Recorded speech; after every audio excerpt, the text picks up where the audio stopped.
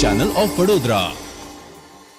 રાજકોટ જિલ્લાના ધોરાજીમાં વાયરલ રોગચાળાએ માથું ઉંચક્યું છે। ધોરાજી સિવિલ હોસ્પિટલમાં તાવ, શરદી, ઉધરસ, ઝાડા, ઉલટી જેવા દર્દીઓથી આ હોસ્પિટલ ઉભરાઈ રહી છે। ત્યારે ધોરાજી સિવિલ હોસ્પિટલમાં દર્દીઓની લાંબી લાઈનો જોવા મળી રહી છે।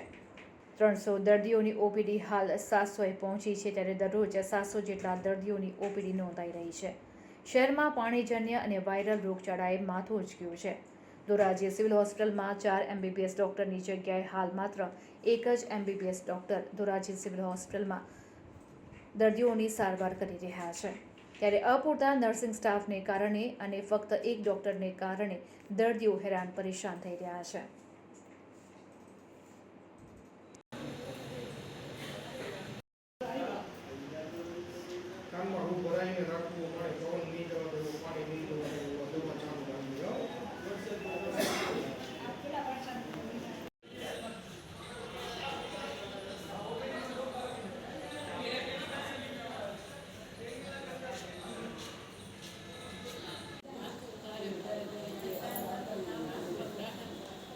બાજુના રૂમમાં પીપી માપી અને એકવાર પાછું બતાવી દો।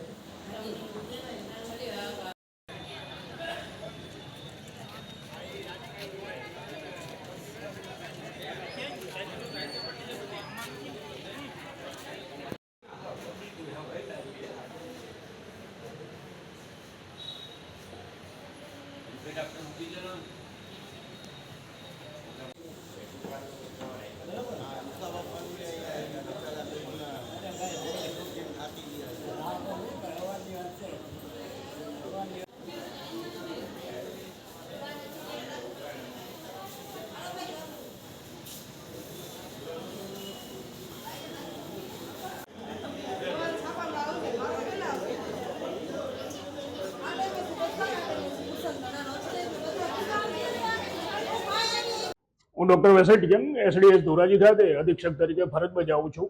હાલની ઓપીડીની વાત કરીએ તો અમારી એવરેજ ઓપીડી 700ની આસપાસ હોતી હોય છે। એમાંથી જે નવા ફ્રેશ કેસીસ જોઈએ તો 35% ડાયરિયા અને વોમિટિંગ જોવા મળે છે, એ જે ખાસ કરીને પાણીજન્ય રોગો છે। અમારી હોસ્પિટલ ખાતે તમામ પ્રકારની ફેસિલિટી, ફિઝિશિયન, મેડિકલ ઓફિસર ઉપલબ્ધ છે। લોકોને ખાસ તો આ સિઝનમાં, જે વરસાદી સિઝનમાં, એ સલાહ આપું છું કે પાણી ખાસ કરીને ઉકાળીને પીવું જોઈએ અને ક્લોરિનેટેડ વોટર, અમે અમારી હોસ્પિટલમાં રેગ્યુલરલી ક્લોરિનેટેડ વોટરનો જ ઉપયોગ કરીએ છીએ। લોકોને આ સલાહ આપું છું। આ ઝાડા ઉલટીના ખરેખર ઇન્ડોર કેસીસમાં 10 થી 15% વધારો થયો છે અને ઓપીડીમાં લગભગ 35% જેટલો વધારો જોવા મળે છે। કુલ અમારે એવરેજ જોવા જઈએ તો હમણાં 700ની આસપાસ ઓપીડી હોય છે, એમાંથી 250 જેટલા ડાયરિયા વોમિટિંગ હોય છે। મેડિકલ સ્ટાફની અમારી પાસે નર્સિંગ સ્ટાફની શોર્ટેજ છે, ક્લાસ 4ની શોર્ટેજ છે અને જે મેડિકલ ઓફિસર કહી શકાય 4માંથી ફક્ત એક જગ્યા ભરાઈ છે। તાજેતરમાં 3ના ઓર્ડર થયા છે। લેટ અસ હોપ એ જગ્યા ભરાય અને લોકોને અમે વધુ સારી રીતે સેવા આપી શકીએ। હા, વાયરલ ઇન્ફેક્શન, અપર રેસ્પિરેટરી ઇન્ફેક્શનના કેસીસમાં પણ વધારો જોવા મળે છે।